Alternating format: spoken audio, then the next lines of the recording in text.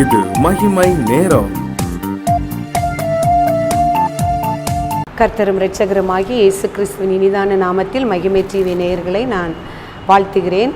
இந்த நாட்களிலும் தேடுங்கள் என்கிற வார்த்தையை குறித்து வேதத்திலிருந்து நாம் தியானிக்கிறோம். கர்த்தரை தேட வேண்டும், கர்த்தரை எப்படி தேட வேண்டும், ஏன் அவரை நாம் தேட வேண்டும் என்றெல்லாம் நாம் தியானித்து வந்தோம். இந்த நாளிலும் தேவனை தேடுகிறதினால் உண்டான ஆசீர்வாதங்களை குறித்து நாம் தியானிக்க இருக்கிறோம்.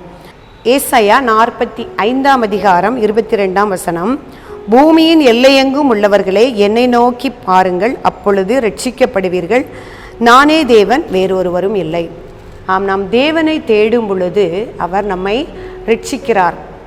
ரட்சிப்பு எல்லாவித, முதலாவதாக பாவத்தில் இருந்து ரட்சிப்பு, எதிரிகளை நின்று விடுதலை என்று, நோயிலிருந்து விடுதலை என்று எல்லா விதத்திலையும் அவர் நம்மை ரட்சிக்கிறார். நம்முடைய கிறிஸ்துவானவருடைய நாட்களிலே சகையு என்ற மனுஷனை குறித்து நாம் பார்க்கிறோம்.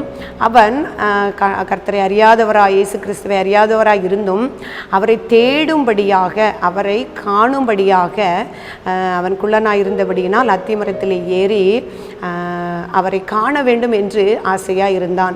ஆனால் அவர் இப்படி ரட்சிக்கிற தேவன், என்னுடைய பாவங்களை உணர்த்துகிற தேவன், என்னை மன்னிக்கிற தேவன் என்று அவன் அறியாதவனா இருந்தான். ஆனாலும் அவரை காண வேண்டும் என்று, அவரை எப்படியாவது காண வேண்டும் என்று ஒரே உணர்வு.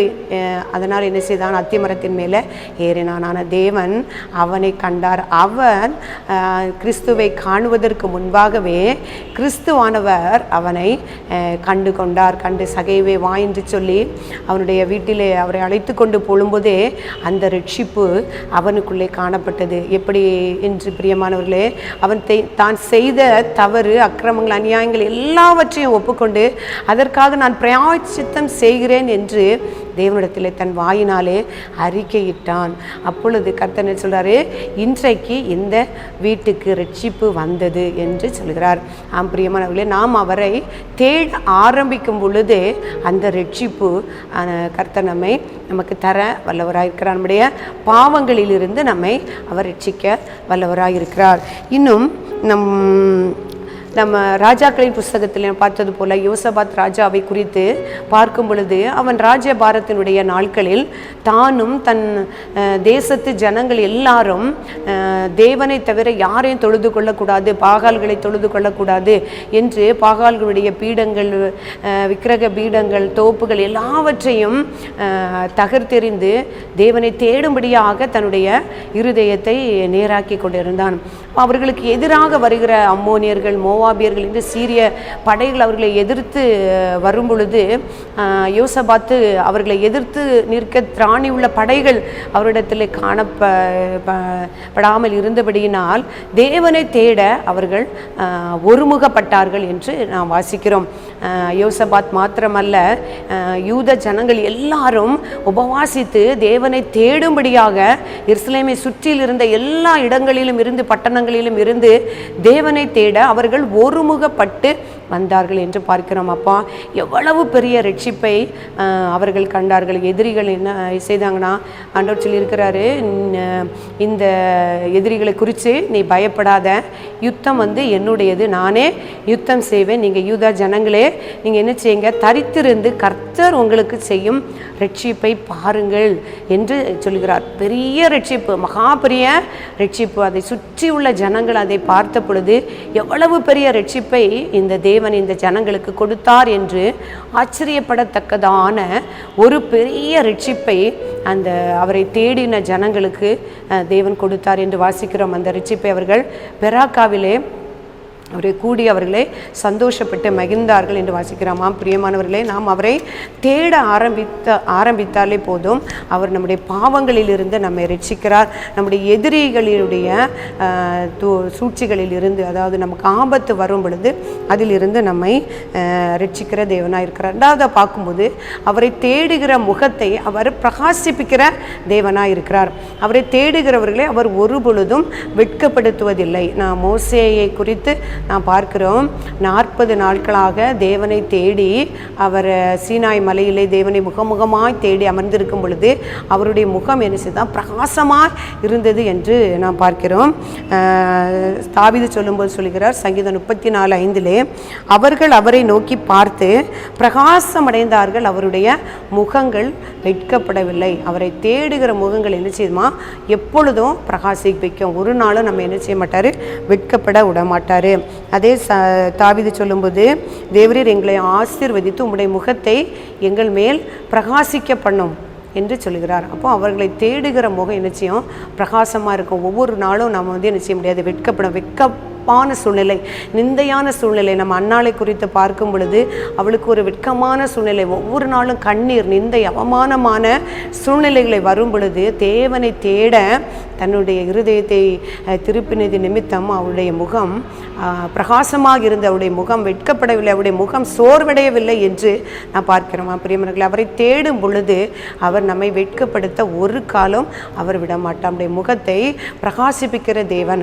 அதே போல யாக்கோபு ஏசாவினிடத்தில் பகையாக இருக்கும் பொழுது ஏசாவுக்கு பயந்ததினால் அவன் தேவனை தேட ஆரம்பித்தான்.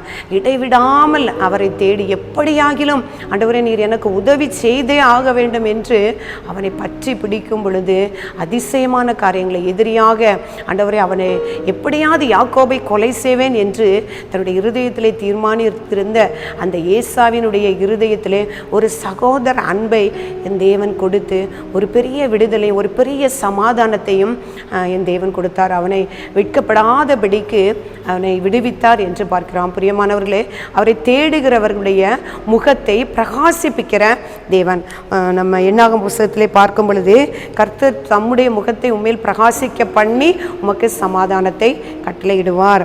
கர்த்தர் உண்மையில் தம்முடைய முகத்தை உண்மையில் பிரகாசிக்க பண்ணி உமக்கு கிருபையாக இருக்க கடவர் என்று ஆசீர்வதித்ததை பார்க்கிறோம். ஆமாம், அப்போ அவருடைய முகத்தை நம்மேல் பிரகாசிப்பிக்கிற தேவன். அவர் தேடும் பொழுது அவருடைய தேடுகிறவர்களுடைய முகத்தை பிரகாசிப்பிக்கிற தேவன். அடுத்ததாக பார்க்கும் பொழுது தேவனை தேடுகிறவர்களுக்கு வரக்கூடிய ஆசீர்வாதங்கள், காரியங்களை வாய்க்க செய்கிற தேவன். அவரை தேடும் பொழுது நம்முடைய காரியங்களை அவர் வாய்க்க செய்கிறார்.